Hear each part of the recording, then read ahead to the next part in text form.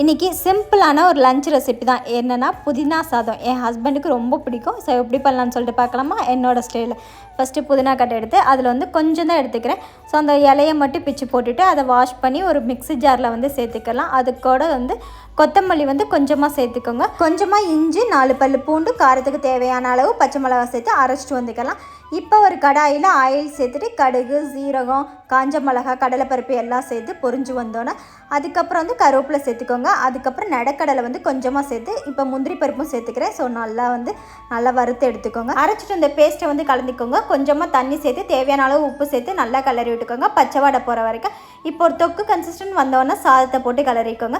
So என்னோடய ஸ்டைலில் புதினா சாதம் ரெடி. நாங்கள் வந்து இதுக்கு வந்து தொட்டுக்கிற வந்து உருளைக்கிழங்கு வச்சு தான் சாப்பிட்டோம். நம்மளோட சப்ஸ்கிரைபர்ஸ் சதீஷ்குமார், மௌனிகா, சுந்தர், திவ்யாவுக்கு திருமண நாள் வாழ்த்துக்கள், ஸ்ரீமுகிலுக்கு இனிய பிறந்த நாள் வாழ்த்துக்கள். ஸோ இந்த வீடியோ பிடிச்சா லைக் பண்ணுங்கள், ஷேர் பண்ணுங்கள்.